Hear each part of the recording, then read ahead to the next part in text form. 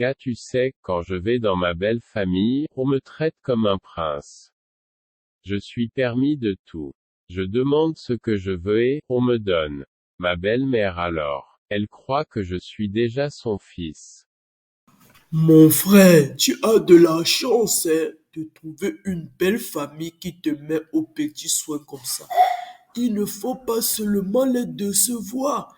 Comme toi-même là, tu es foiré, mais tu es allé leur raconter que tu es un homme d'affaires. Ils croient que tu as les moyens. Pourtant, toi-même, tu es conscient que tu es un foiré. Tu ne fous rien à la maison. Mais tu t'habilles bien, on croit que tu es un gars. Ouf, oh, oh, oh. Tu vas bien en profiter. Mais j'espère que pour le mariage, tu vas faire quelque chose. Parce que si tu te maries, tu dois avoir aussi les moyens pour célébrer ton mariage. Parce que je suis sûr que cette belle famille attend beaucoup de toi. Mais pourquoi vous les hommes, vous aimez tromper les filles comme ça?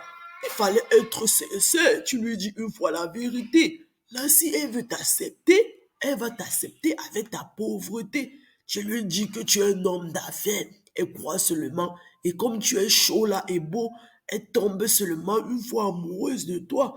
Oh là là, les filles, elles sont vraiment... Oh, oh, oh.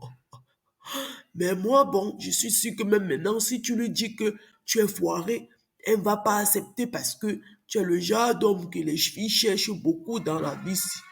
Mais c'était moi, je lui dis une fois la vérité. Parce que quand on va constater que tu es un foiré, ah, ce n'est pas bien, hein? Pour le mariage, je dirai à ma fiancée que mes affaires ne produisent pas beaucoup ces jours-ci. Je lui demanderai de m'aider à organiser le mariage. Elle demande l'aide à sa mère. Je lui promettrai que mes affaires vont bien marcher dans les jours à venir. En tout cas, ma belle-mère me comprend parfaitement. Je sais qu'elle va m'aider confiance. Même si elle t'aide, toi, tu dois aussi participer. Tu dois faire la grande part. Et tu dois faire beaucoup plus qu'elle.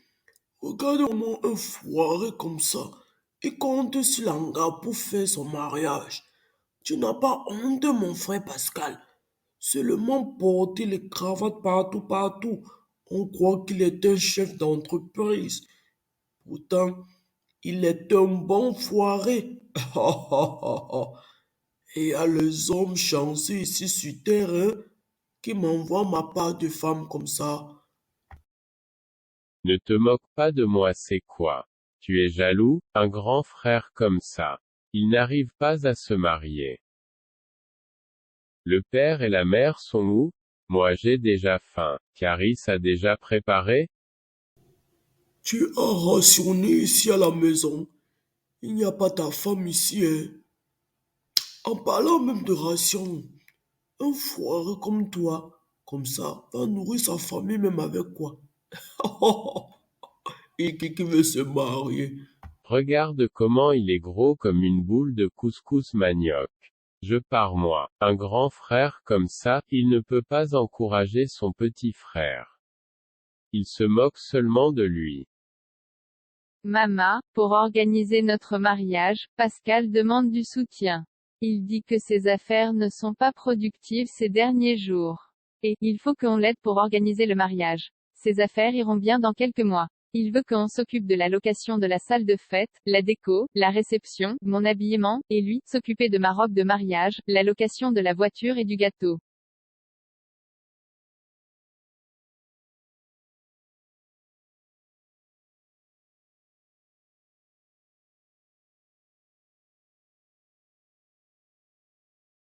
Ah, Sylvie, ton fiancé Pascal nous a donné presque toutes les charges de l'organisation du mariage.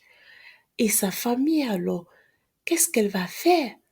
Elle ne l'aide pas?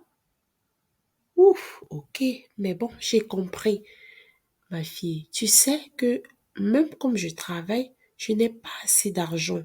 Mon argent suffit net pour subvenir à nos besoins. Donc, je vais demander l'aide à tes tantes et tes oncles pour qu'ils nous soutiennent. Tout le mariage est presque sur nos têtes, hein, parce que tout ce que tu as cité, c'est presque nous qui organisons tout. Mais moi, ça m'étonne, sa famille ne l'aide pas aussi. Bon, je vais faire tout mon possible pour que ton mariage soit honorable et vraiment bien organisé. Mais chut, ne parle pas fort. Parce que si ta grand-mère entend qu'on a plus de charges comme ça, elle va s'énerver parce qu'elle ne l'inspire pas. Mais maman, qu'est-ce que tu feras pour que grand-mère ne soit pas au courant? Elle sera là, lors de la réunion avec tes frères et sœurs, où tu leur parleras de ces charges. Maman, je veux que mon mariage soit bien organisé. Je compte beaucoup sur toi. T'inquiète pas, ma fille Sylvie. Je connais très bien ma maman. Je sais comment la jongler. C'est vrai qu'elle est aussi très intelligente. Lors de la réunion de famille, je ne veux pas leur raconter que c'est Pascal qui nous a légué ces charges. Je vais juste leur dire que comme toi, tu es la toute première fille de la famille à aller en mariage, on doit te faire un mariage honorable et grandiose. Un peu comme un cadeau. C'est moi qui prendrai l'argent de cotisation et je ferai toutes les tâches que Pascal nous a léguées avec cet argent. Tu n'as pas confiance en ta maman? Confiance. Je suis maintenant rassurée maman. Merci beaucoup mes frères et sœurs d'avoir honoré la réunion. On sait que notre fille Sylvie se marie dans quelques mois.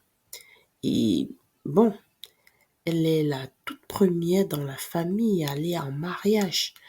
Et j'aimerais que on fasse un mariage vraiment grandiose pour elle, en son honneur. J'aimerais avoir votre participation en ce qui concerne l'organisation. Et je souhaite qu'on ait une caisse où on mettra l'argent que chacun a contribué.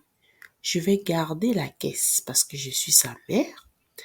Le moment venu, on utilisera cet argent pour effectuer certaines tâches. Si on peut faire l'effort de cotiser au moins 2 millions, waouh, ce sera très bien. Je pense que ça motivera aussi les autres enfants de la famille à se marier. Qu'est-ce que vous en dites? 2 millions de francs? Ou bien j'ai mal compris comme je suis déjà vieille. Chantal, tu t'entends parler? Et ce gars de Pascal, il fait quoi et sa famille aussi pour l'organisation de son mariage? Après tout, c'est lui qui doit avoir une grande partie de l'organisation du mariage. Et on peut lui donner un coup de main. Chantal, tu oublies que on a déjà beaucoup fait pour lui. Chaque fois qu'il vient ici, il mange les gros morceaux de viande. Il boit les vins et les billets très chers. Les gâteaux de luxe, ça ne suffit pas. Maintenant, on doit organiser son mariage. En tout cas, j'espère qu'il prendra bien soin de ma petite fille. Sinon, il ne va pas entendre parler, il va entendre parler de moi. Vous avez compris? C'est pas possible. Maman, s'il te plaît, ne va pas dans ce sens-là. On fait ça pour ta petite fille, pas pour Pascal, maman. S'il te plaît, arrête. En tout cas, moi, je suis d'accord avec maman, hein. Je suis pleinement d'accord avec elle. Elle a parfaitement raison.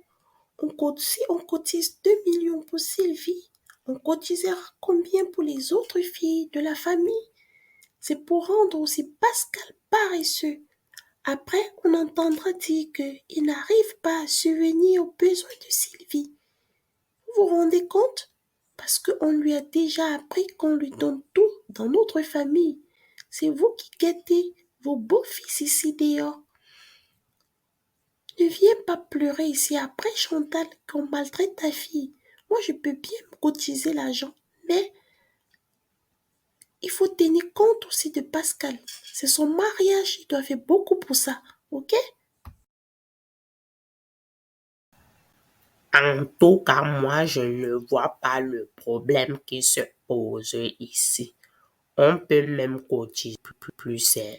Là, on montrera à notre futur beau-fils que notre famille est lourde. Il doit nous respecter. Moi, je suis partant. Je suis quand même l'oncle de Sylvie. J'ai aussi 3 beaux-frères qui sont vos maris. Ils ont un peu de moyens. Ils vont nous soutenir, non?